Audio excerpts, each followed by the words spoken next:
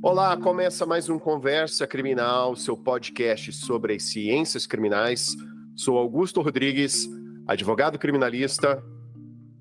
E eu sou Kalil Hachem, advogado criminalista e criminólogo. E eu sou Haroldo Natter, advogado criminalista e professor de Direito Penal e Processual Penal. Hoje viemos aqui com a presença do professor Haroldo Natter, também com a presença do Kalil, para falarmos sobre a Operação Lava Jato. Fiz esse convite em especial ao professor Haroldo, porque além de professor de processo penal, ele é um advogado criminalista que atuou na Operação Lava Jato desde a primeira fase da operação, que ocorreu a partir do mês de março de 2014. Temos então quase 10 anos de Operação Lava Jato, e com esse distanciamento do tempo podemos fazer uma análise mais fria, mais cética, vamos dizer assim, mais científica, se é que podemos aplicar esse termo ao direito, em relação à Operação Lava Jato. Então confira mais esse episódio do Conversa Criminal Podcast.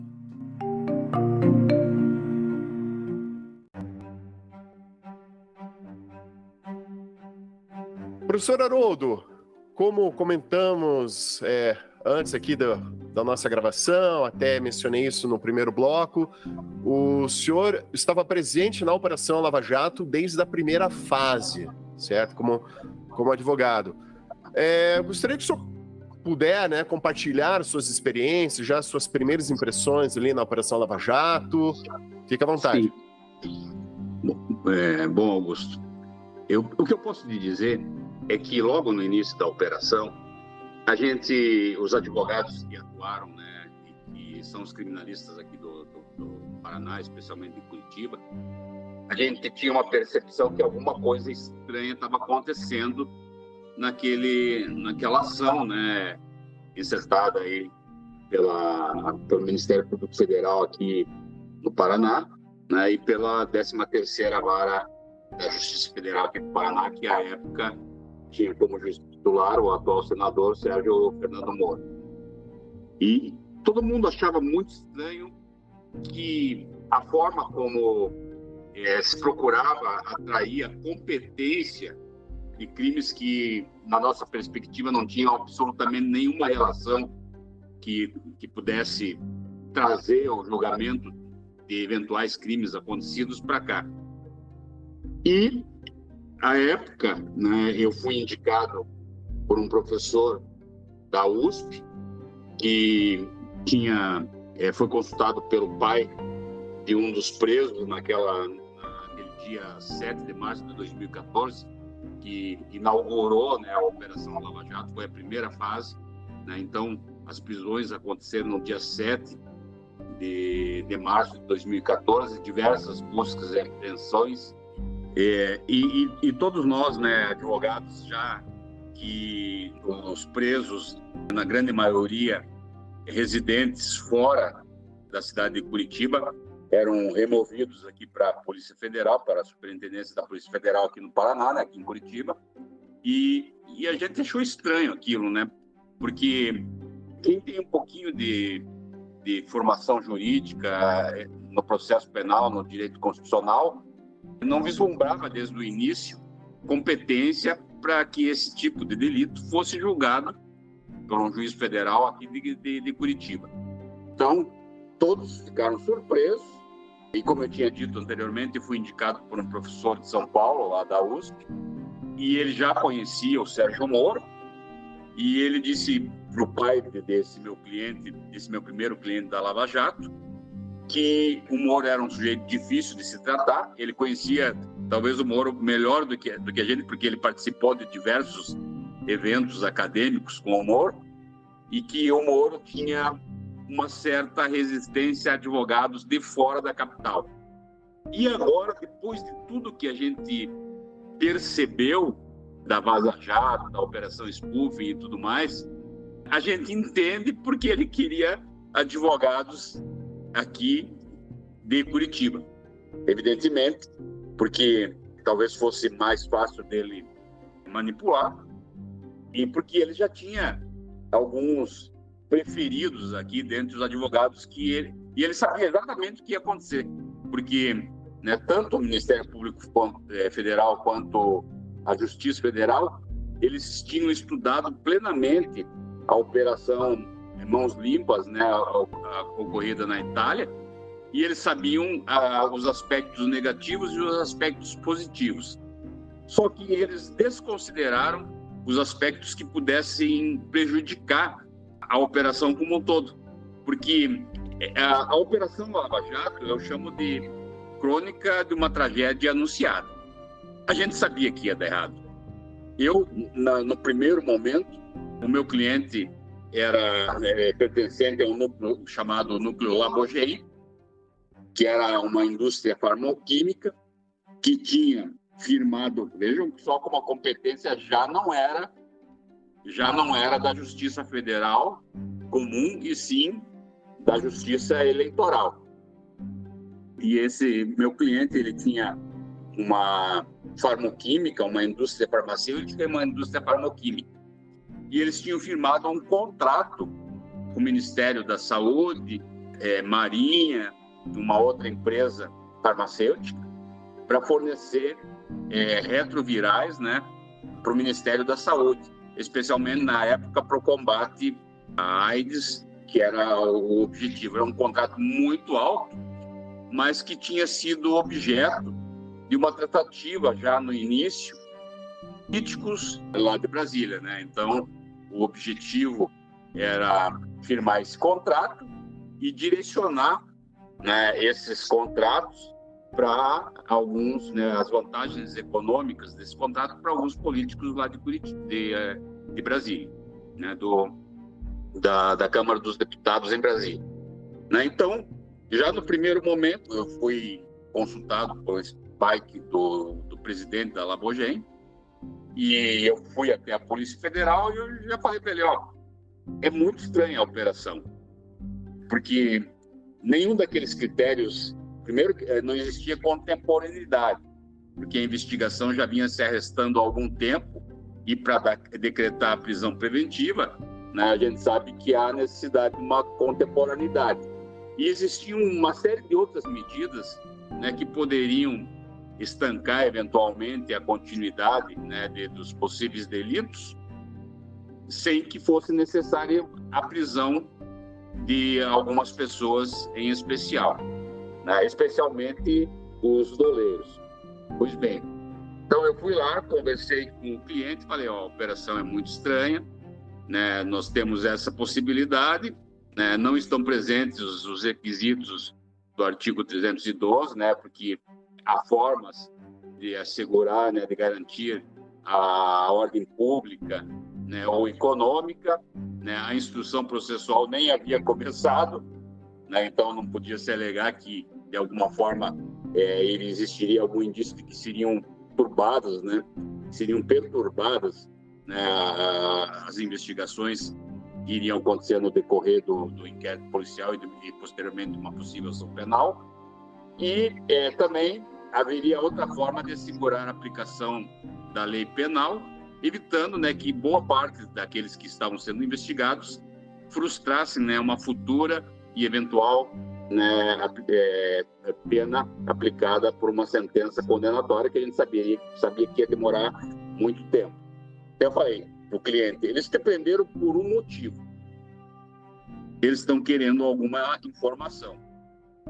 Meu cliente, de fato, é aquilo que chamam de doleiro, né? Era, na época, um doleiro, né? Trabalhava junto com o Alberto Youssef, passou pelas contas dele uma série de valores que envolviam uma série de pessoas, né, que já na época com foro privilegiado, e eu falei, olha, eles querem te prender eles te prenderam por um objetivo, obter informações.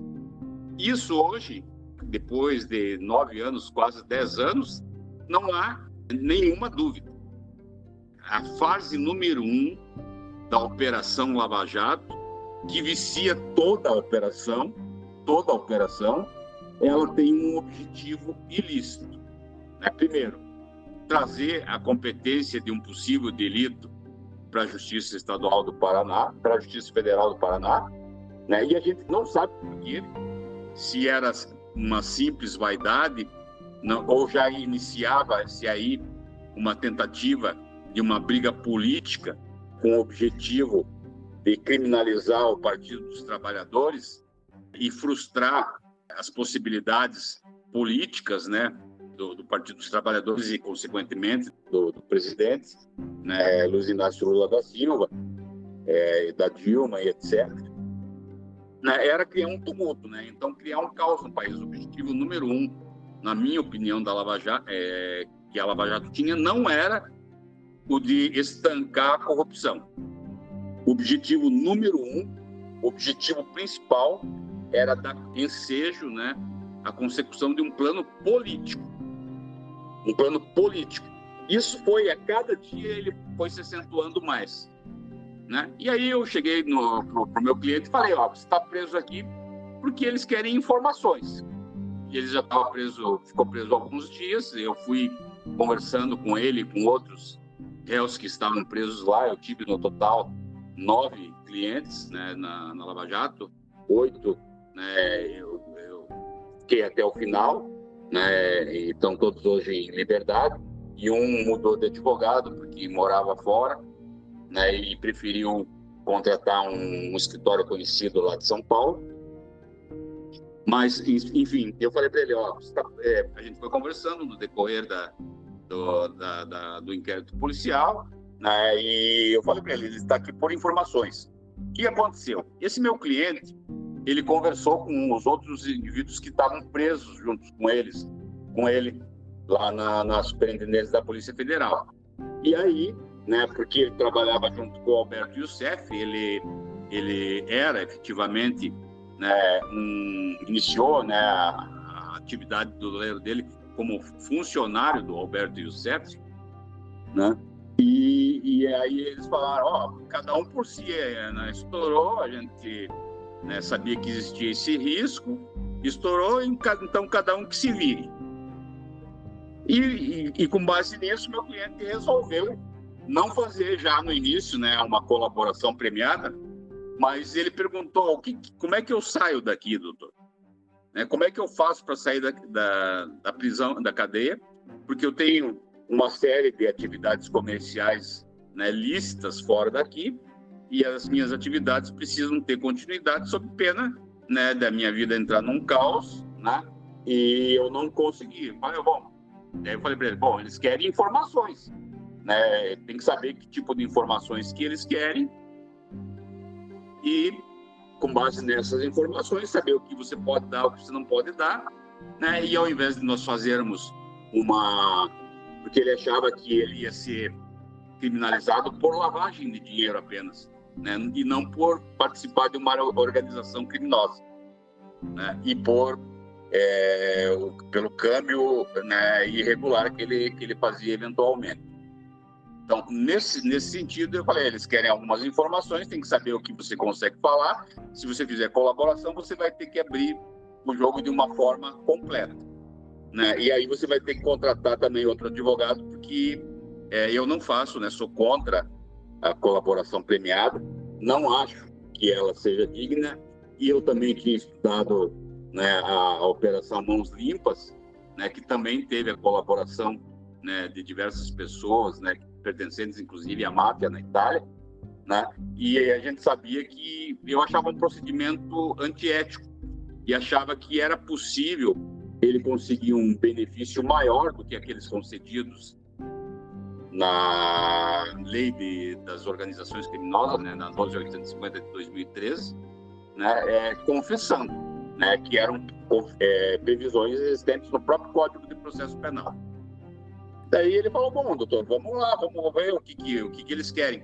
Aí, uns 5 dias após ele estar preso, eu me dirigi tinha 2 delegados na época, um era o Márcio Anselmo, do delegado Márcio Anselmo, e outro era o Luciano Flores, cujo irmão hoje, vejam como a situação ela é tão... Assim, um roteirista de cinema não seria capaz de imaginar um roteiro tão complexo como esse. Hoje, o juiz relator, né, o desembargador relator responsável pela Lava Jato no TRF4 é o irmão do Luciano Flores. Né? Inclusive, foi aquele delegado que fez a oitiva do Lula lá no aeroporto de Congonhas, né, em São Paulo. Né? E aí eu fui lá, falei com o Márcio Serra, com o Luciano Flores e abri o jogo, né? Bom, doutor, meu cliente precisa sair da prisão. Ele não pode ficar aqui porque ele tem negócio, né? Mas ele sabe, né, os limites da responsabilidade dele, né? E ele quer assumir uma parcela das suas responsabilidades, né? Mas ele só vai fazer isso efetivamente se tiver a possibilidade de ser colocado em liberdade, né? Então, ele está preso aqui. Eu sei, os senhores sabem que ele está preso aqui ilegalmente. Eles não disseram, não, está tudo dentro da lei. Ninguém disse, nunca isso. Assim, mas a gente sabe que ele está preso aqui porque os senhores querem uma série de informações. Veja o caminho que isso toma, né? E aí eles falaram, né, a gente quer isso mesmo, informações. Daí eles tinham uma investigação, a investigação, inclusive, foi muito bem feita pela Polícia Federal, né? E a gente tem alguns interesses e vamos ver se ele consegue responder alguns questionamentos. E eu fiz uma lista, o Luciano Flores disse, a gente quer saber isso, quer saber aquilo outro. Me deu ali uma série de interesses que eles tinham, né, e em ver revelados, né, por algum daqueles indivíduos que tinham sido presos naquele dia 7 de março. Então tá, ele me deu essa lista e eu voltei lá na carceragem, né, inclusive ingressei na carceragem com o papel, chamei o cliente e falei, ele quer saber isso aí, você pode dar, né, você quer confessar, né, eu já falei pro Luciano, né, só vamos, né, ele vai colaborar efetivamente se tiver uma contrapartida, né, porque a gente sabe que não existe risco à ordem pública ou econômica, né, ele vai estar colaborando com a instituição criminal, né, e evidentemente que ele não vai se evadir, né, do distrito da culpa, né, do Brasil, não vai fugir para fora, porque todos os interesses comerciais deles, que não são poucos, estão centrados no Brasil, né, então ele não pode abandonar isso, né, e todos os negócios dele dependem muito da presença física dele, né, na realização desses negócios. Então, eu fui lá, contei para ele que o Luciano Flores e o Márcio Anselmo queriam saber, né? E ele me disse, isso eu posso, isso não posso, isso eu posso, isso não posso. E me deu ali uns 60% das questões, né, da lista apresentada de interesses. Ele revelou ali, né, o que ele podia fornecer e o que ele não podia fornecer. Por isso que não podia ser uma colaboração premiada, né, além do fato de que eu era contrário à colaboração premiada. Né? Então, aí eu fui lá, de novo, na sala do delegado Luciano Flores, né, falei, isso ele pode, se ele não pode, se ele pode, se ele não pode, né? Aí ele falou assim, mas ele só vai falar, né, se houver a garantia de que ele vai ser colocado em liberdade. Foi aí, né, que o Luciano falou, né, o Luciano e o Márcio Anselmo, eles se uniram lá, os delegados, que eram os responsáveis, né, principais pela Operação Lava Jato, e falaram, tudo bem, a gente aceita que ele traga essas informações.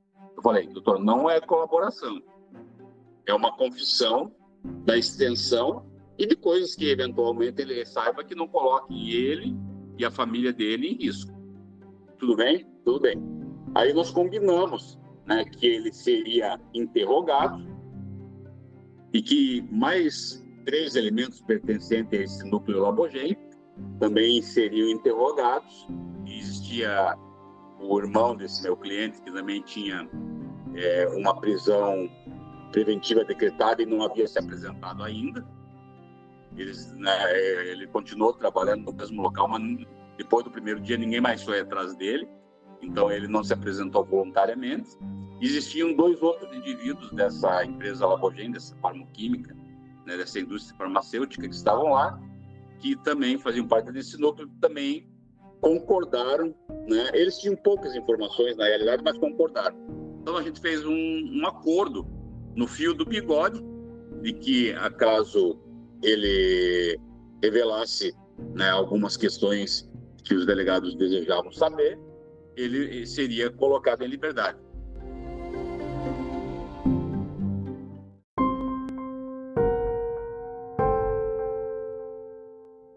Esse meu cliente foi o primeiro, né, indivíduo preso pela Lava Jato a ser colocado na rua.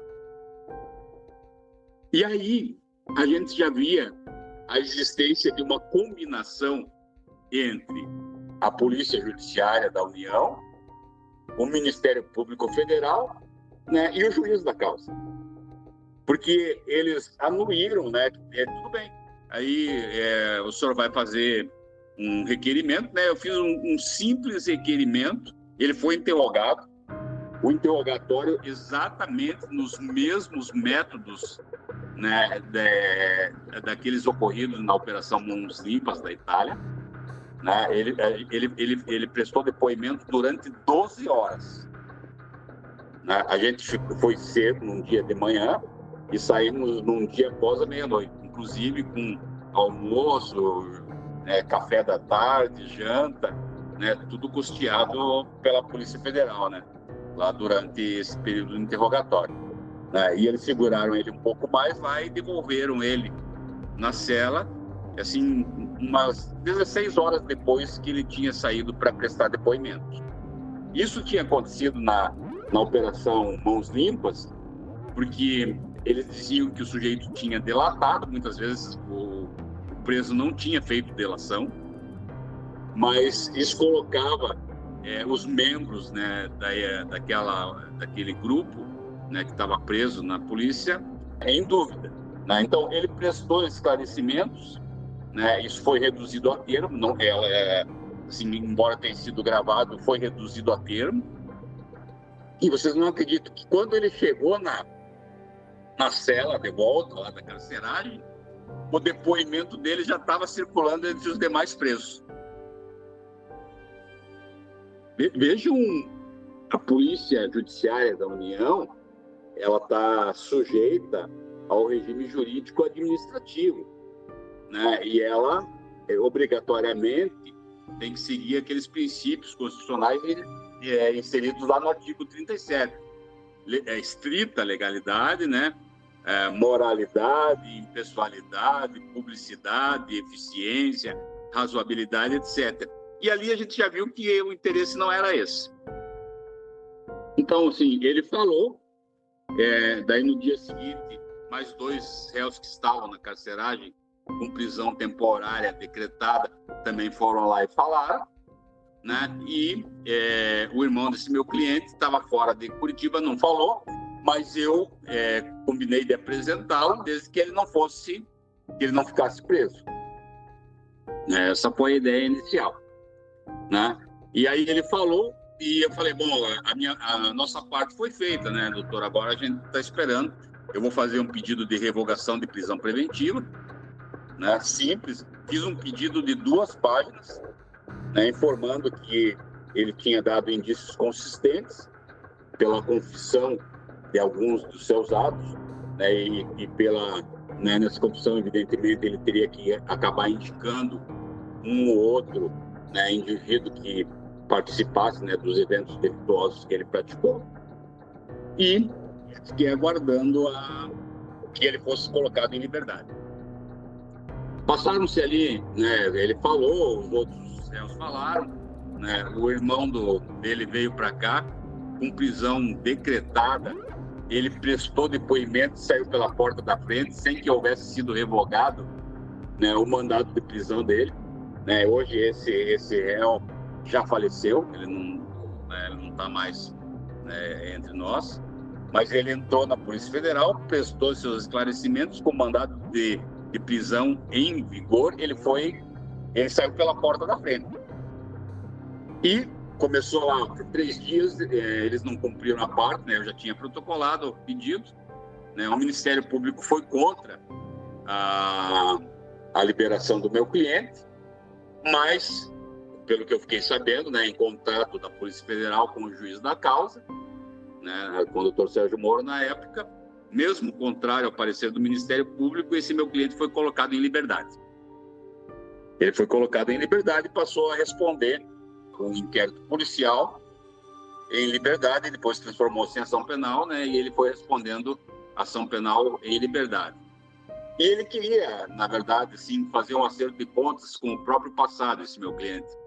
Ajustar, né, que ele tinha negócios, né, lícitos, né, e ele queria levar uma vida normal, né, sem esses problemas, né, que tinham sido revelados nesse primeiro momento aí pela Operação Lava Jato.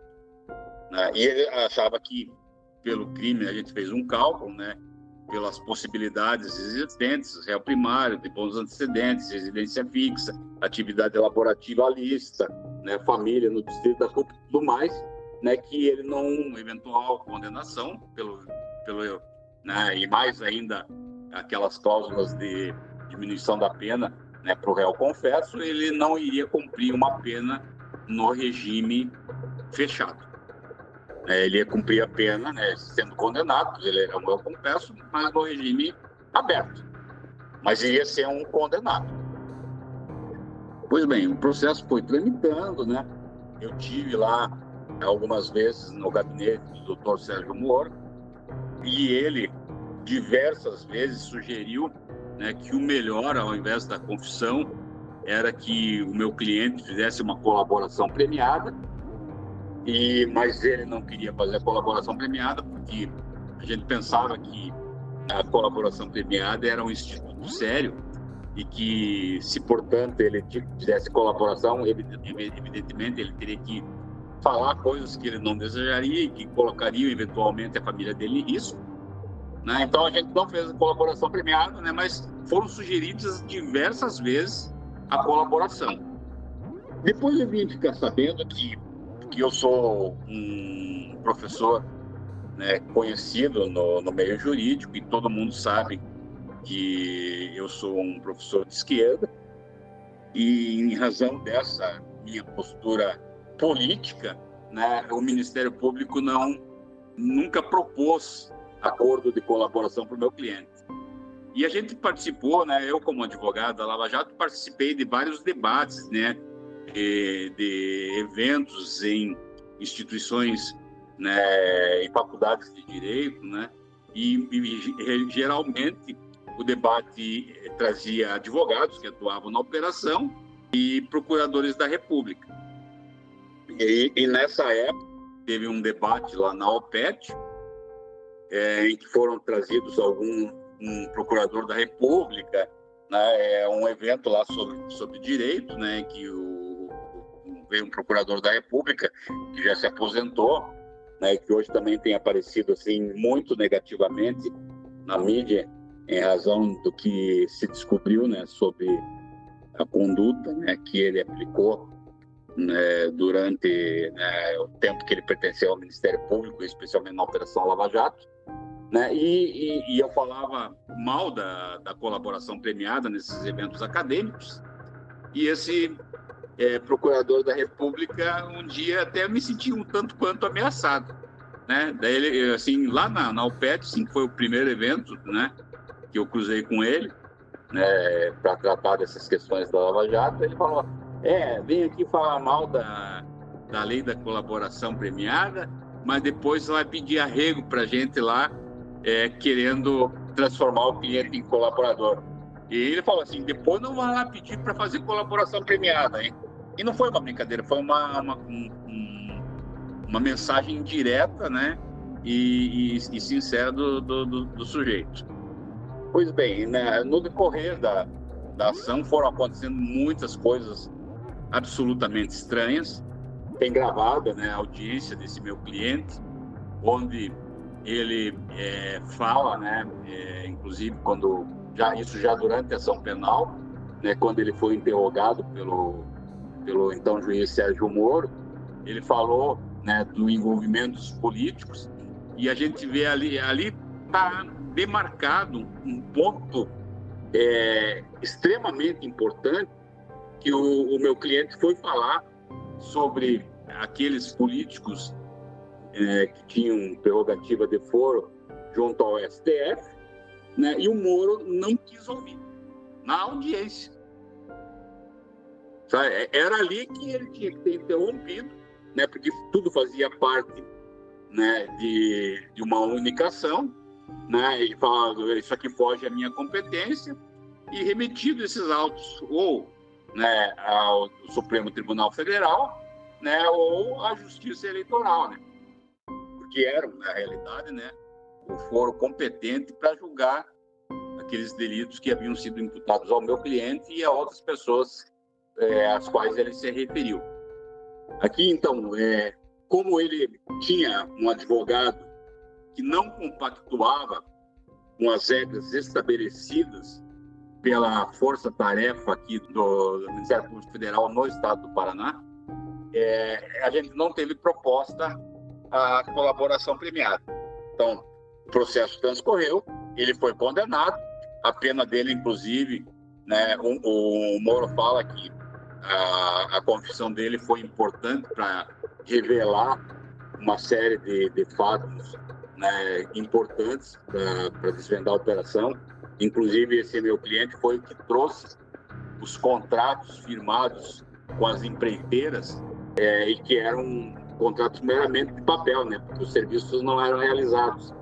Mas, como ele precisava de uma justificativa, né, para passar altos valores, né, pelas contas bancárias, as instituições financeiras pediam, né, que ele justificasse a origem ilícita daqueles valores que entravam na conta, né? Então, aqueles valores, eles entravam em razão da existência, né, de contratos firmados com as empreiteiras. Ele foi condenado, né? E aí, como em razão das informações que ele trouxe, né, algumas se referiam a pessoas com prerrogativa de foro, né, que não foram colocadas nos autos, mas que se tornaram de conhecimento dos procuradores da República que atuavam junto ao Supremo Tribunal Federal. Um dos delegados da Polícia Federal que atuava, né, que fazia as investigações desses indivíduos com prerrogativa de foro, propôs a ele a realização da colaboração premiada. Vejam como isso é fundamental, assim, porque o Ministério Público do Paraná, ele foi contra a proposta, né, do Ministério Público junto ao Supremo Tribunal Federal. Vejam que barbaridade é essa, né? Mas, né, aí o meu cliente, ele tinha sido condenado a 5 anos e 6 meses, né?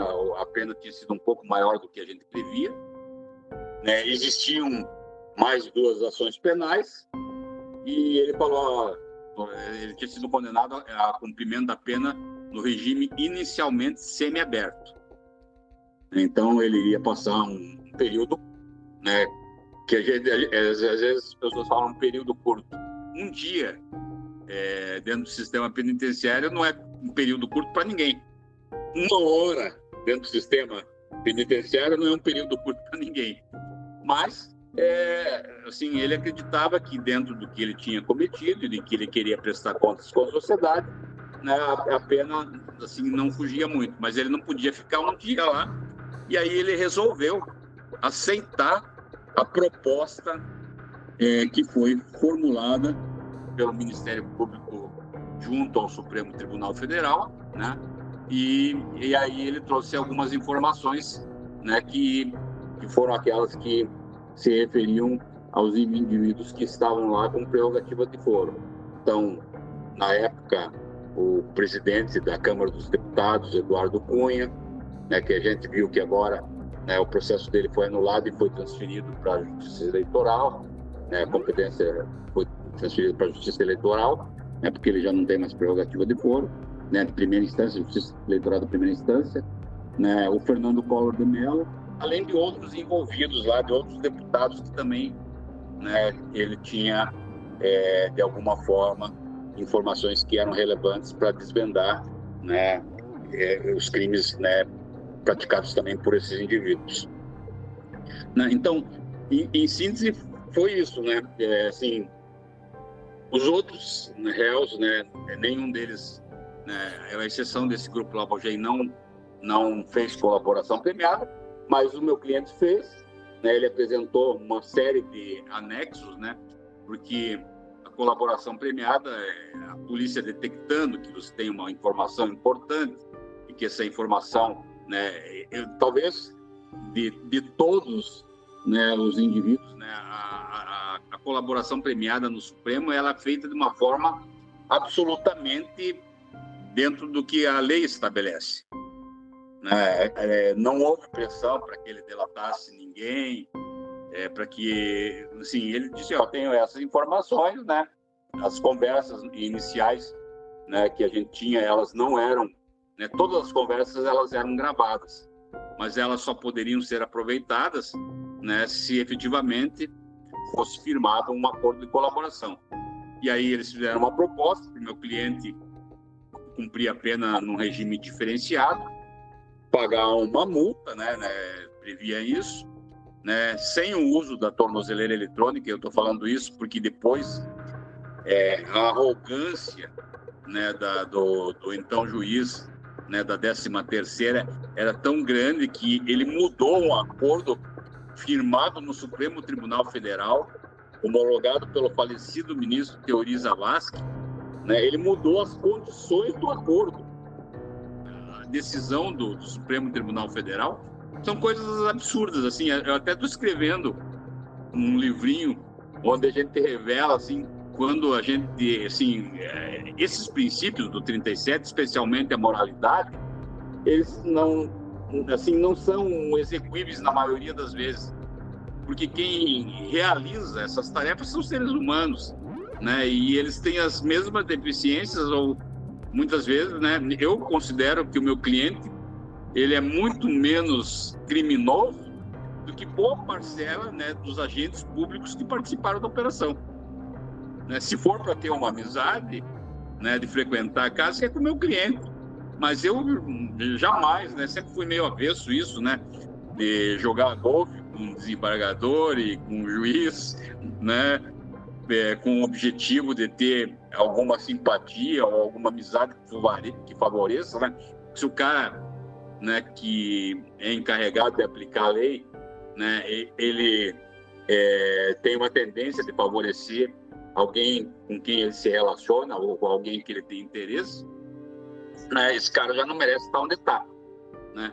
Mas o meu cliente, achei a atitude dele digna, porque primeiro ele assumiu os erros que ele cometeu, né? E evidente que nesses erros que ele revelou dele, existiam outras pessoas que participaram dos erros dele, e que ele foi obrigado, evidentemente, a revelar quais eram essas outras pessoas.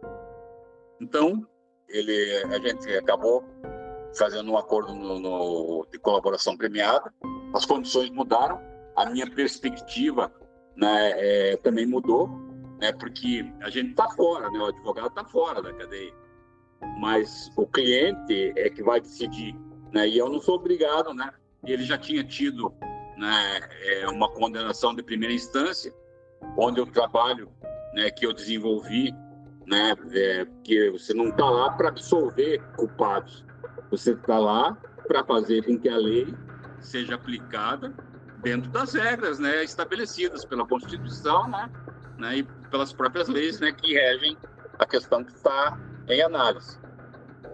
E aí eu acabei, né, como a colaboração premiada dele envolvia notórios enganadores da nação brasileira que estavam lá no Congresso Nacional, e não envolvia outros fatores, porque era isso que se restringiu, né, ao Ministério Público Federal a perquirir ele lá na colaboração premiada dele no Grande Supremo.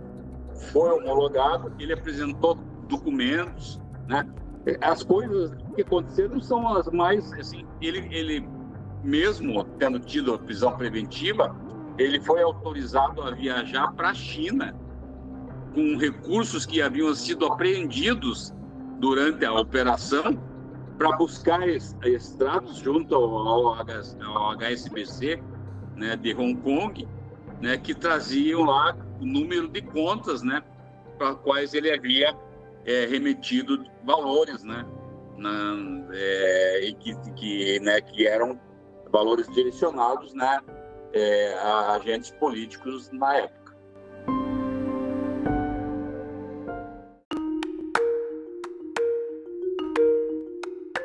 É incrível, né, professor? A gente estuda, né, a letra fria da lei, né, como o professor citou, o artigo 37 da Constituição, né, que um dos princípios é o da moralidade e também o da impessoalidade, né, com agente público, isso em qualquer instância, qualquer esfera do poder público, do Estado. Lembrando que o magistrado ele é um servidor público e também só rememorar, porque acho que no Brasil isso é importante rememorar, que a monarquia ela caiu em 1889, né? A partir daí temos uma república, então não existem mais monarcas, nobres. O magistrado, ele é um cidadão como nós, ele tem uma responsabilidade como agente público, né? Ainda mais tratando de uma república. E são coisas, assim, assustadoras, né? Como o professor cita, o juiz tendo ali um interesse do réu fechar ou não fechar um acordo de colaboração premiada. Espera, qual que é o interesse do juiz? Juiz é juiz, né? Juiz não é agente de segurança pública, juiz não é membro do Ministério Público, juiz é juiz. Ele simplesmente tem que observar ali o rigor da lei, ali o devido processo legal, verificar ali se no acordo de colaboração premiada está em conformidade com o que dispõe a lei 12.850 de 2013, verificar se está também em conformidade com o nosso ordenamento jurídico, e aí homologar o acordo. Mas é curioso, né, pela narrativa do professor e pelo que já é notório também na Operação Lava Jato, essa postura do juiz como um agente de segurança pública nesse caso e tendo uma missão de combater algo, e não apenas de ter uma demanda judicial, uma pretensão de condenação vinda do órgão acusador, que é o Ministério Público, e ele daí proferir a sua sentença condenando ou absolvendo, enfim. Então são essas coisas assim que né, na Operação Lava Jato já chamava atenção desde o início, né? Eu mesmo tive, uma vez, quando eu trabalhava no tribunal, ele foi lá palestrar, e o tema da palestra dele era a Operação Lava Jato e o combate à corrupção. E é um questionamento que nós ali, operadores do direito, já nos fazíamos, né? Poxa, mas não era o delegado de polícia que deveria eventualmente falar numa palestra dessa? Ou um membro do Ministério Público? Vira o juiz aqui? Isso não faz o menor sentido. É como você pensar, por exemplo, vai lá o juiz da vara de família e fala, o direito que o pai tem de não pagar pensão. Daí ele fala, na minha vara, homem não paga pensão. Sabe? Se demonstrar um interesse nas causas, ou um juiz da vara do trabalho, de falar assim, na minha vara, empregador não tem que pagar direito trabalhista. Ou, na minha vara, independente, funcionário, empregado sempre tem que ganhar a demanda. Sabe? Não é o juiz assim olhar, não com esse olhar do operador do direito, com esse olhar de aplicar, né, essa norma abstrata ao caso concreto, né, a famosa subsunção do fato à norma. Não, você está ali como um mero player e verificar, olha, eu entendo que tem que ser assim, eu já vou dar uma guinada aqui nas causas que eu atuo dessa forma. Então é algo assim que eu, desde o início, achei sim sempre muito polêmico em relação à Operação Lava Jato, e essa narrativa toda que o professor Haroldo trouxe foi só para ilustrar cada vez mais toda essa situação, ainda mais o professor que atuou, né, como advogado, viu de perto toda essa situação, e é escandalosa, né? Posteriormente também gostaria de fazer alguns comentários, né, a respeito ali do uso da prisão cautelar, dessa banalização da prisão cautelar ilegal como um método de, vamos colocar assim, né, tortura, né? Você não está torturando fisicamente a pessoa, você não está arrancando a unha dela, você não está colocando pau de arara, dando choque elétrico, aquela tortura comum, né, na ditadura militar. mas você está aplicando uma outra forma de tortura que você quer restringir ali a liberdade da pessoa, colocar toda essa pressão psicológica de que a pessoa vai perder sua liberdade, que os danos que vão ocorrer na vida dela também, né, seja na esfera familiar, na esfera profissional, patrimonial, e pressionar essa pessoa a fornecer alguma informação, né, que o Estado ali está buscando. E outro ponto também que eu gostaria de destacar, eu sempre relembro, cito para os nossos ouvintes, que eu fui servidor do Poder Judiciário por 10 anos. Nunca na minha vida eu vi um conflito positivo de competência, nunca. Todos os conflitos de competência que vieram, conflitos negativos de competência, porque eu nunca vi um juiz que quisesse, de fato, não, eu quero julgar essa causa. Eu nunca vi isso. Então, normalmente o juiz coloca, olha, analisando aqui, né, minha competência em razão na matéria, ou não é minha competência em razão do territorial, ou não é minha competência em razão aqui do foro de prerrogativa aqui da pessoa que é parte nesse processo, né, que é réu nesse processo, enfim, são só alguns detalhes que eu gostaria aí de ressaltar. Essa questão que vocês trouxeram do juiz como agente de segurança pública, o juiz que combate a criminalidade, eu sempre lembro de uma frase que o professor Aury Lopes Júnior sempre fala, né? A gente muda a lei, mas a gente não muda a mentalidade. E isso sempre me remete à questão de que o Moro, ele se tornou a cara da Lava Jato e se tornou um herói brasileiro durante a época da Lava Jato e até atualmente para algumas pessoas, né? Então, assim, pensando, por exemplo, em combate à corrupção, como Augusto falou, os heróis deveriam ser os delegados e talvez até o Dallagnol, se você for pensar desse ponto de vista. Não deveria ser um juiz, porque pensando friamente na função de um juiz, independente de qual seja o caso, independente de qual seja a ideologia, independente de qual seja o objetivo, né, os fins não podem justificar os meios e a função do juiz é simplesmente receber os fatos e as provas apresentadas naquele processo e julgar de acordo com aquelas provas, com aqueles fatos que foram apresentados. Então, realmente não cabe ao juiz combater nada, seja corrupção, seja combate às drogas, seja criminalidade, seja qualquer coisa, né? E isso a gente percebe em outras áreas do direito, mas na área criminal parece que é muito difícil, né? O juiz julgar única e exclusivamente com base nos fatos. Tem sempre um pouco de ideologia de combater alguma coisa, combater a criminalidade. Então isso é realmente muito complicado. E aqui eu até falo de mudar a lei, mas não mudar a mentalidade, porque por mais que a lei diga que a atuação do juiz tem que ser assim, e cada vez mais a gente tenta aprovar, né, na nossa lei, no nosso processo penal, mecanismos que tornem o juiz cada vez menos protagonista, ainda assim a gente vê um protagonismo de determinados magistrados. E a própria população apoiando isso, né? Sob uma ideologia de que se está combatendo a criminalidade. É muito difícil explicar para alguém que não é do direito por que o juiz não pode agir dessa forma, né? Independente de qual seja o caso, independente de qual seja o objetivo. Então isso é muito complicado, né? Mas é interessante pensar também, por exemplo, a lei de abuso de autoridade, né? Porque muitos defendem que ela foi justamente uma resposta a algumas coisas que aconteceram na Lava Jato, né? Por exemplo, o artigo 10 ali, que fala sobre a condução coercitiva, acho que o artigo 28, que fala sobre divulgar a gravação ou trecho de gravação sem relação com a prova que se pretenda produzir, expondo a intimidade ou a vida privada, ferindo a honra ou a imagem do investigado, porque a mídia foi uma coisa também muito utilizada durante a Operação Lava Jato. Então, são coisas que vão acontecendo, né, em resposta a outras coisas. Você tem razão, Calil, porque, assim, às vezes eu vou refletir bastante. Eu, particularmente, por exemplo, nunca tive interesse em ser juiz.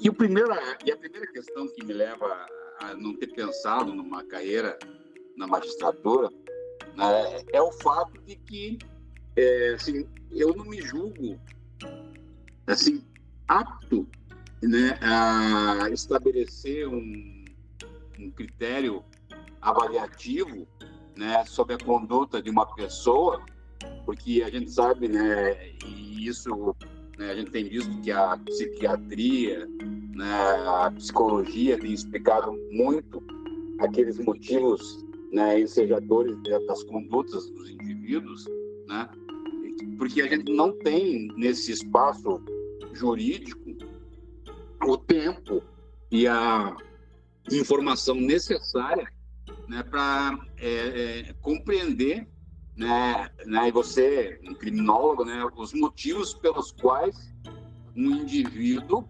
né, se auto-boicota, né, produzindo condutas que ele sabe que vão ser prejudiciais a ele mesmo, né? Produzindo ações, né, praticando condutas, produzindo ações que vão ser, né, contrárias aos seus próprios interesses, muitas vezes, né?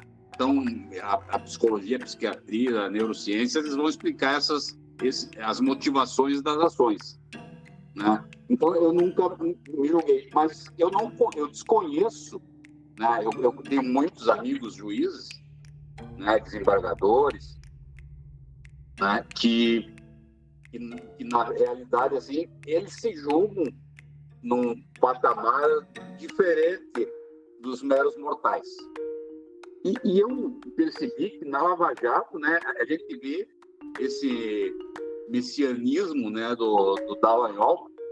Em 2015 eu escrevi um artigo sobre isso, né, porque eles acham, né, e ele tinha coragem de falar isso nas palestras que ele dava por aí, que ele foi uma pessoa escolhida por Deus para trazer, né, para acabar com a corrupção no Brasil, né, e colocar o país nos trilhos, né, de uma forma definitiva, né, afastar os corruptos, né. O sujeito, ele não tem a dimensão assim. A gente vê hoje que tanto o Dallagnol, né, quanto o Sérgio Moro são casos para psiquiatra, não é para jurista estar discutindo, porque os erros que eles cometeram, qualquer neófito que inicia sua caminhada, né, pelas trilhas do direito vai perceber que tem muita coisa errada, né, com facilidade. Mas esse comportamento deles, assim, né, e hoje, né, por exemplo, o Zanin sendo indicado, né, não entro no mérito se é ou não bom, né, ele ir para o STF, mas, assim, o Moro tem alguma condição de estabelecer um critério, assim, avaliativo e falar que viola o princípio da impessoalidade, a indicação do presidente Lula para que o Zanin seja ministro do Supremo Tribunal Federal? Né? Depois de tudo, assim, parece que eles não conseguem ver os limites das próprias ações, né?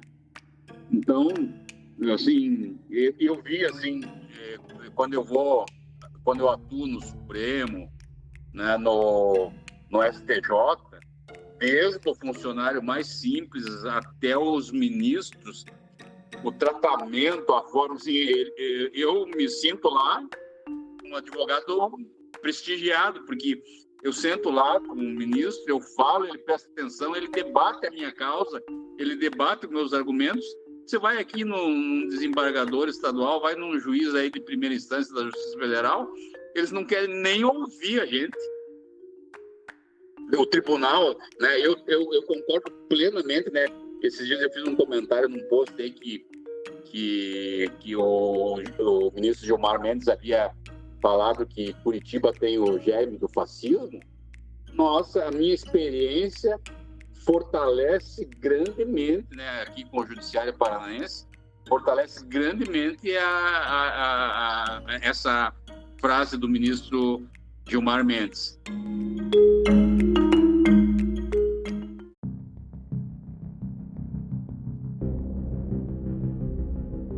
Com o que vem sendo desvendado atualmente, com as notícias que vêm sendo trazidas a conhecimento da população, né, eu pude perceber que a minha primeira análise lá no início, em 2014, ela, assim, desculpe a falta de modéstia, mas ela estava correta, porque, assim, era assim, primeiro, tudo errado desde o início.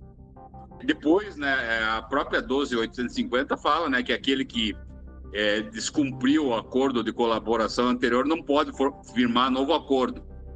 E o Youssef, né, ele foi lá, já tinha descumprido depois né, uma coisa muito estranha, essa ligação, né, anterior do Youssef, né, com o Sérgio Moro, que foi responsável também por aquela questão das contas CC5 do Banco do Estado do Paraná, né, o juiz responsável, né, ele não cumpriu o que foi pactuado lá, voltou a delinquir, né, novamente, e mesmo assim se burlou a lei, né, se pulou por cima da lei e se fez um novo acordo de colaboração premiada, né, com o Alberto Youssef, que, segundo revelações, não vem sendo cumprido também na forma que deveria, né? A gente teve aí essas ligações muito estranhas dos membros da 8ª turma do TRF4 com o juiz Sérgio Moro, e a gente vendo o que está acontecendo lá, as pessoas não têm a mínima vergonha, assim, é óbvio, né, que o pai do genro, né, do namorado da filha do Moro, ele é suspeito, né, do sócio do senador, né, porque ele é sócio, né, do escritório em que participam a Rosângela Moro e o Sérgio Moro, né?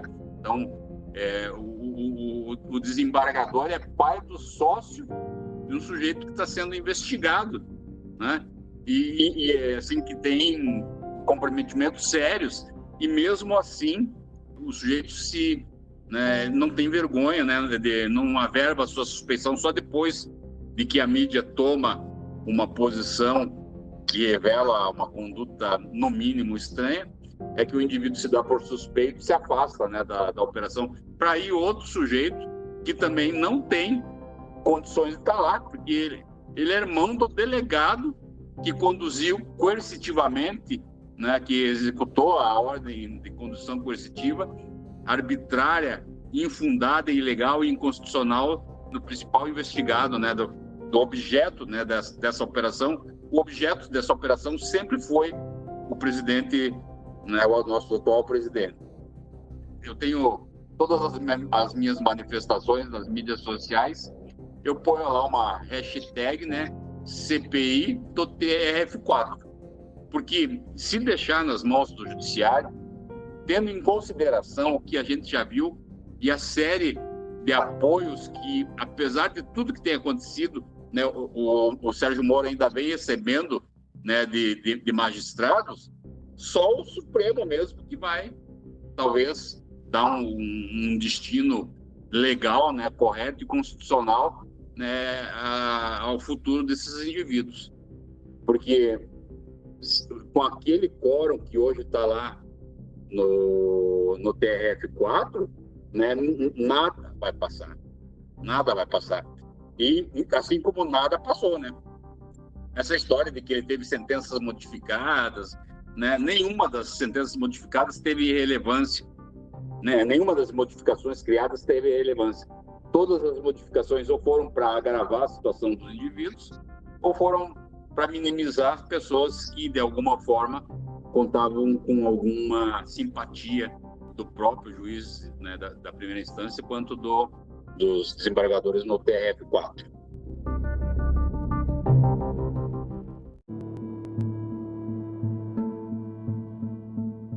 Tem uma questão muito interessante que até o Zaffaroni traz no livro dele, sobre a criminologia midiática, né? E até acho que se conecta um pouco com essa questão da atuação do STJ, enfim, porque digamos assim, quando você gera uma narrativa pela mídia ali de que certa pessoa é má, de que certa pessoa é boa, de que certa pessoa deve ser punida, a população espera que aquela pessoa seja punida, né, pelas coisas que aconteceram. E muitas vezes, quando vem um juiz ou um magistrado, isso até o Zaffaroni traz, ele teve uma experiência na magistratura, né? Quando vem um magistrado e aplica a letra da lei, dando uma decisão que seja até mesmo juridicamente correta, mas vá de encontro com a expectativa das pessoas que já se acostumaram com a ideia de que aquela pessoa que foi divulgada na mídia é malvada e que ela deve ser condenada, vai contra essa expectativa, esse magistrado muitas vezes acaba sendo atacado pela própria mídia e pelas pessoas, né? E isso a gente nota, não precisamos nem estudar Zaffaroni para perceber, a gente nota na realidade do judiciário aqui do Brasil, né? Às vezes, um magistrado aplica ali uma anulação de algum processo ou uma absolvição ali porque realmente faltam os requisitos necessários para aquele processo, anula tudo ou absolve, e a mídia cai em cima daquele magistrado. E as pessoas também criticam, a gente vê isso acontecendo às vezes com algumas decisões do STF, do próprio STJ, algumas decisões mais garantistas que estão acontecendo agora, né? Então, esse é um fenômeno que a gente pode pensar um pouco também a respeito disso, né? Uma coisa que a Lava Jato usou muito bem na época foi a mídia, né? E isso é exemplo até da própria Operação Mãos Limpas, que realmente o Sérgio Moro, ele era muito fã da Operação Mãos Limpas. Eu lembro que na época eu assisti uma palestra dele e ele falou só sobre a Operação Mãos Limpas. Mas, enfim, a mídia foi utilizada muito bem para até mesmo já pré-condenar algumas pessoas, né? Mostravam aquelas grandes operações da Polícia Federal, as pessoas sendo presas, né, pelo japonês da Federal, que na época se tornou uma celebridade também. Então, já ajudava a construir um pouco aquela ideia de que aquela pessoa é condenada, né? A gente trabalha na advocacia criminal, principalmente em questões do tribunal do júri, a gente vê que a mídia ajuda a influenciar muito, né? Nessa questão, às vezes, o leigo, a pessoa comum vê aquela pessoa sendo algemada, sendo presa, já pensa automaticamente que aquela pessoa é culpada. E aí vieram as prisões e as conduções coercitivas, você já constrói a ideia, pelo menos planta a ideia de que aquela pessoa é culpada. E aí, imagino eu que com a repercussão que isso tomou, né, e a própria Lava Jato se tornou uma coisa assim de tipo, estamos combatendo a corrupção. Se você é contra a Lava Jato, você é contra o combate à corrupção. Eu já ouvi isso de algumas pessoas. Então, assim, não poderia até ser críticas nesse sentido, né? Então, eu imagino que talvez tenha vindo um pouco nesse sentido também. Obviamente, tudo que o Dr. Haroldo falou, mas eu imagino que ninguém quisesse ser a pessoa que vai anular alguma coisa da Lava Jato naquele momento que isso estava tão em alta, né? A ponto de ser criticado, como aconteceu agora, né? E o STF anulou aí as condenações e o pessoal caiu em cima do STF. Então, acredito que talvez tenha um pouco disso também. Né? Teve movimentos, pessoas com adesivos, eu apoio a Lava Jato, realmente se tornou um movimento, né? Então, é uma situação complicada de alguém querer pôr a mão ali e falar, olha, isso aqui tá errado, uma vez que já tinha sido, digamos assim, aprovado por muita gente já, né, aquilo ali. Você tem razão, Calil. Eu até tinha esquecido de mencionar isso, porque esse processo de criminalização pela mídia, ele foi fundamental para que a Lava Jato alcançasse a popularidade, né, que alcançou, e impusesse, né, aos julgadores muitas vezes um relativo temor, né, de contrariar uma opinião pública que se tornou muito grande, né, no país. Eles, evidentemente, né, o Sérgio Moro, ele se tornou, né, a gente vê assim que a votação dele, né, para o Senado aqui no estado do Paraná, depois da divulgação, né, da Vaza Jato e da Operação Spoofing, etc., né, o cara, assim, levou a vaga do Senado com o pé nas costas, né?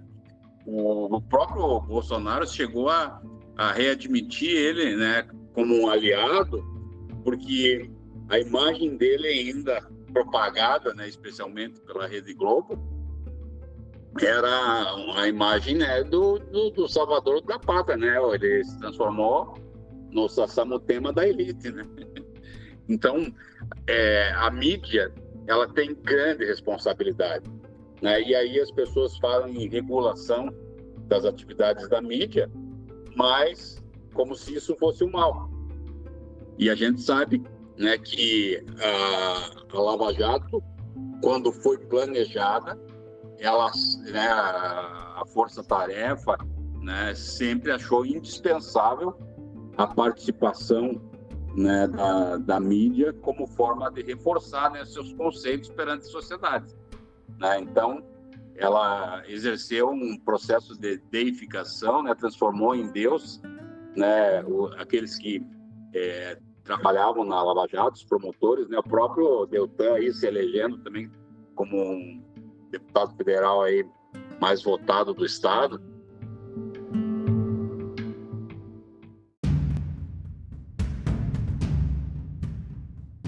Os advogados, quando nós percebemos, né, os advogados que estavam atuando na Lava Jato, quando a gente percebeu que o interesse não era jurídico, então, algumas oportunidades nós nos reuníamos, né, para saber o que estava acontecendo, né, e a gente tinha informações, né, por exemplo, de que a gente fazia reuniões em que a gente tinha que deixar o celular fora da sala, porque existiam informações de que a Polícia Federal estava acionando, né, e depois a gente viu que o escritório do Zanin foi grampeado, né, pelo Moro.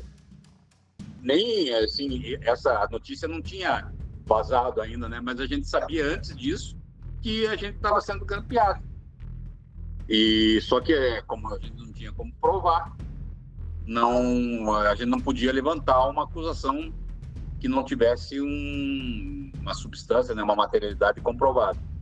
Mas diversos advogados, né, teve a tentativa do processo de sedução, né, de minorar o sofrimento do cliente em razão de fazer uma delação montada, né? A gente viu, né, o livro do Emílio Brecht, né, que deixa isso bem claro, né? E várias, né? Agora a gente vai ver aí, né, o que eu considero até um arrependimento tardio, uma covardia confessada, que é a delação do Palocci, né? Que ela está em discussão novamente, né? Que eu não tenho dúvidas de que ela é um projeto montado, né? Que basicamente boa parte daquelas informações não condizem com a realidade. E diga-se que é uma delação que foi rejeitada pelo Ministério Público Federal e o juiz da 13ª Vara liberou o sigilo, tornou pública essa delação rejeitada às vésperas da eleição de 2018, que beneficiou o Jair Bolsonaro. Jair Bolsonaro, que o Sérgio Moro veio se tornar ministro e membro do governo, né? E sabe o motivo da rejeição, né? O motivo da rejeição é a impossibilidade da comprovação das afirmações que foram prestadas na delação, né? Se chega a um nível em que o agente público, né, o representante do Ministério Público, principal interessado na condenação, acha que, depois de todos os absurdos que cometeram, que aquela delação é absurda, né, que ela não tem comprovação nenhuma, né? O efeito dela, evidentemente, era esse, né, mudar o poder, né, e enterrar definitivamente a esquerda no país, né? Só que o tiro saiu pela culatra, porque você veja a história, né, como ela é, né? E aí que dá para misturar um pouquinho a religião com o direito, né? Deus existe, né? Tanto que a gente está vendo as revelações agora da série de irregularidades. Eu quero fazer uma pergunta, na verdade, uma pergunta até mais pessoal para o professor Haroldo. Uma coisa que a gente vivencia e percebe, às vezes, no dia a dia da advocacia criminal, principalmente quando é um caso midiático, é uma certa animosidade que é gerada em cima do próprio advogado, né? Aquela causa, né? Ou aquela pessoa que está sendo acusada daquele caso. Então, assim, a gente percebe até às vezes no discurso popular que certas pessoas não deveriam nem ter defesa, certos casos não deveriam ser defendidos, né? E às vezes vem mesmo. Eu lembro que, inclusive, na época que estava mais bombando, assim, no começo da Lava Jato, alguns amigos meus que não são da área do direito me perguntaram: nossa, mas você defenderia uma pessoa dessas? Você defenderia um corrupto desses? Então, assim, temos vários históricos até de casos, assim, por exemplo, de advogados que defenderam casos midiáticos que sofreram, né, uma certa retaliação do público, protestos, O enfim. próprio Zanin, Eu queria... Cristiano Zanin no aeroporto, Exatamente, né? Ele sofreu uma agressão. Exatamente. Exatamente. Até o próprio Cristiano Zanin, né, que sofreu aquele ataque verbal no banheiro do aeroporto, enfim, o caso Nardoni, por exemplo, que jogaram urina no advogado quando estava entrando no tribunal do júri. Eu queria saber de você, professor, se em algum momento assim alguém chegou a falar alguma coisa, manifestar alguma coisa, ou algum tipo de animosidade por estar defendendo alguém da Lava Jato, que estava sendo acusado na Lava Jato. Se alguma vez passou por algum tipo de situação como essa. Na verdade, isso aconteceu bastante. E eu atribuo a minha saída lá, por exemplo, da Outnet, a essa minha visão contrária, né, aos procedimentos que vinham sido adotados na Lava Jato.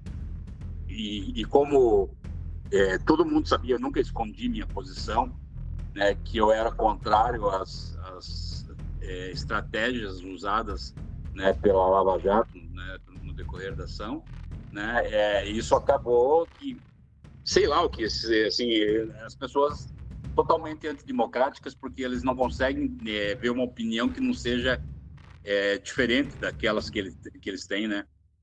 Então, passou a dominar um grupo de direita, né? E aí eles acabaram retirando o pessoal que tinha um pensamento divergente, né? Eu acredito, né, Calil e Augusto, que nada acontece por acaso, né? E que são justamente as situações mais críticas que são capazes de revelar algumas coisas que a gente desconhece e não percebe na vida, né? A Lava Jato, né, eu acho que ela tem ainda um destino muito funesto pela frente. E eu acho que as pessoas vão acabar percebendo, né, que aquilo que se considerava, né, uma grande operação, né, salvadora do país, na verdade, ela foi isso, ao mostrar efetivamente, né, que aqueles que defenderam os procedimentos utilizados na Lava Jato não merecem nenhuma credibilidade.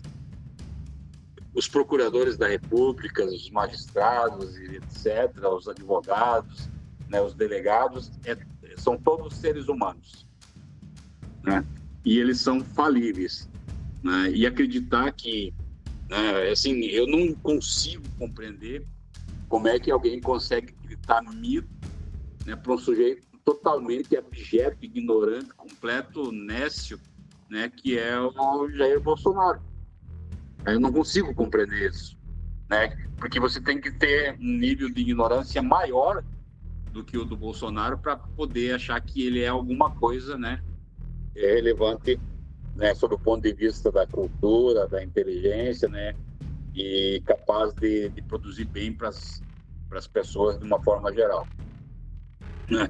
Então, assim, eu acho que o aspecto mais, né, assim, a gente passa por uma crise durante um tempo, que foram esses tempos aí de 2014 até, né, 2022, né, que foi esse período aí de 2014 a 2022, desses 8 anos, que nem uma praga, né, que passou e que agora as pessoas vão passar a se conscientizar, né, da importância, né, de analisar as coisas que aparecem, né. E hoje eu vejo aí, por exemplo, assim, um monte de pessoas, né, sem informação, né, um juiz federal que fala um português péssimo, né, assim, sem nenhuma, um nível cultural muito baixo, né, e a gente precisa reavaliar uma série de questões, né. Então, eu acho que chegou a hora, né, de colocar em pauta, né, a necessidade, né, de melhorias, especialmente na educação, né? Porque a educação, né, como vinha sendo desenvolvida no país, não tem um efeito positivo, né? E tem formado pessoas incapazes de exercer um senso crítico, né, sobre as ações das pessoas que administram o país.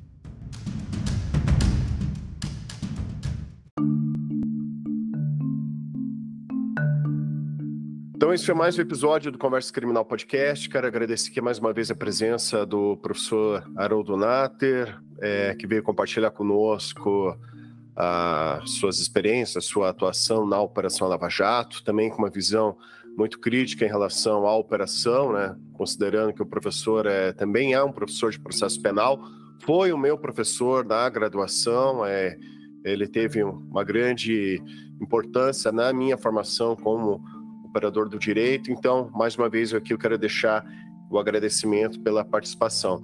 Também quero deixar aqui o agradecimento ao Calil pela participação aqui nas perguntas, nos comentários, né? O Calil, que também assim como eu, da Jovem Advocacia, e além de advogado é criminólogo, se formou na primeira turma de bacharéis em criminologia do Brasil, né? Esse é um detalhe bem importante a mencionar. E também reforçar que recentemente lançamos um episódio sobre a profissão criminólogo, que contou com a presença do Calil e de outros criminólogos colegas dele, que falaram sobre a formação da Associação dos Bacharéis em Criminologia do Brasil e da importância da regulamentação da profissão de criminólogo.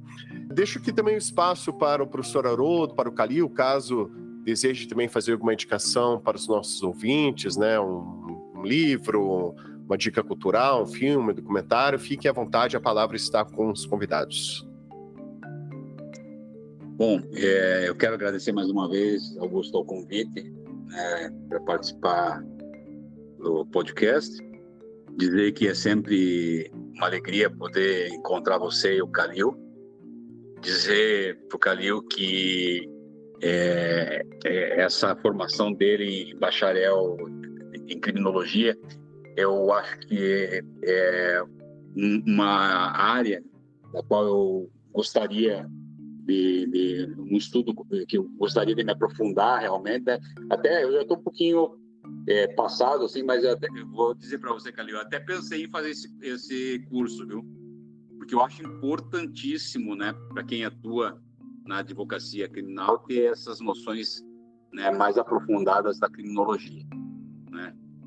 Isso, evidentemente, a gente está precisando de uma mudança de discurso, né? A gente teve um tempo em que o professor Juarez Cirino lançou uma obra que alcançou grande espaço na criminologia, que é o Direito Penal Radical, né? Não sei se você lembra disso, né? E a gente está na hora de um direito processual criminal radical, né? Assim, mudar alguns conceitos, né? Reestudar, né, as implicações das funções exercidas pelas pessoas, especialmente as funções públicas, né, os limites e as consequências, né, de ser um agente público, especialmente voltada, né, para as questões relativas ao direito penal e processual penal, né, e penal constitucional e constitucional. Então, queria agradecer de novo, dizer que é sempre uma alegria poder revê-los, né, dizer que muitas vezes a gente ingressa numa conversa como essa pensando em argumentos mais jurídicos e a gente vai ver que, na realidade, né, assim, mais do que os argumentos jurídicos, né, as experiências, né, em algumas situações, elas são mais relevantes, né, porque conhecimento acadêmico a gente pode ir atrás dele nos livros, mas as experiências eventualmente que são relatadas, né, elas têm um significado maior. O Augusto deve lembrar que eu sempre levei para a sala de aula, né, experiências práticas, né, do dia a dia do advogado, né. E a gente teve uma evolução e posteriormente a gente teve um retrocesso, especialmente, né, com o ensejo lá da Ação Penal 470, né, do mensalão, em que a gente viu também, né, uma série de teorias importantes serem desvirtuadas para dar, né, vazão a uma mentalidade punitivista, né, que isso, na minha concepção, também foi uma das sementes, né, da ação, caso Lava Jato, né? Então, começou lá na ação penal 470, né, e depois se viu a projeção que alguns elementos ganharam, né, naquele evento, e eu não tenho dúvida, né, de que as intenções, né, iniciais da Lava Jato sempre não foram de combater corrupção, essa conversa espiada aí, que é o discurso, né, para dar uma certa legitimidade aos incautos, né, aqueles que não conhecem realmente como funciona a mentalidade dos pernósticos, né, daquelas pessoas que se acham melhores do que as outras. Então, mais uma vez, muito obrigado, né, e sempre que se tiver algum assunto que seja do meu conhecimento, eu estou à disposição aí para poder colaborar com o podcast. Bom, eu queria agradecer também, primeiro, o convite do Augusto, né, para participar de mais uma gravação aí de um tema de extrema relevância. Agradecer ao professor Haroldo também por estar aqui com a gente, né, compartilhando toda essa experiência que foi atuar na Lava Jato durante todo esse tempo e todo esse conhecimento e essa visão crítica a respeito do que aconteceu. E fazer um convite, né, professor Haroldo, caso queira conversar um pouco mais sobre essa questão da criminologia ou até mesmo possibilidades do curso aí, me coloco à disposição para a gente falar a respeito. E também convido ao escutar o episódio anterior que o Augusto comentou, que a gente até comentou um pouco sobre essa questão da criminologia e do curso. Como indicação, eu vou deixar até uma coisa um pouco mais do processo penal do que política, mas para quem tiver interesse em ter essa visão um pouco mais crítica, até de coisas que acontecem no próprio judiciário e um pouco do que eu trouxe sobre, e o Augusto trouxe também sobre a função do juiz e tal, que é um livro do professor Aurí Lopes Júnior, que é Fundamentos do Processo Penal, Introdução Crítica. Justamente, né, para a gente conseguir compreender por que algumas coisas são como são e como deveriam estar funcionando, né, para justamente ter essa visão mais crítica de algumas decisões do judiciário. Até o Augusto comentou aqui da criminologia, convido para que sigam também a Associação Brasileira de Bacharéis em Criminologia nas redes sociais, que a gente sempre posta algumas coisas lá interessantes sobre o tema também. Mas agradecer aqui novamente por essa gravação. Obrigado, Calil. Além da indicação do Calil, gostaria de fazer aqui 3 indicações, que a primeira é o livro Comentários a uma Sentença Anunciada, que é no caso do processo Lula, e o livro 2, que é Comentários a um Acórdão Anunciado, também é o caso Lula no TRF4. Esse livro é da organização da professora Carol Proner, da Gisele Cittadino, Gisele Rubicon. Enfim, eu vou deixar todas as recomendações aqui na descrição do episódio. E também eu gostaria de deixar mais uma recomendação que vai constar aqui na descrição do episódio, que é uma matéria do jornalista Bob Fernandes, que se chama FBI e CIA em ações fora da lei no Brasil, e como os Estados Unidos e seus braços financiaram instituições liberais e a Operação Lava Jato. Ele comenta da proximidade muito estranha do então juiz Sérgio Moro em eventos com o FBI, com a própria CIA, que é o órgão de inteligência americano. E, enfim, são situações muito esquisitas que ele, como ex-juiz, deveria explicar ao mínimo, né, qual era essa proximidade. Então, também vou deixar aqui na descrição desse episódio. Então, eu quero deixar um agradecimento especial a você, ouvinte, que nos acompanhou até esse momento. Te peço uma gentileza. Se você tiver algum amigo ou conhecido que possa interessar por esse conteúdo, por favor, compartilhe esse episódio. Assim, vamos propagando o conhecimento. Também te peço que me siga, em especial no Instagram, no perfil @AugustoRodrigues, criminal. Esse foi mais um Conversa Criminal Podcast. Um grande abraço a todos e até a próxima.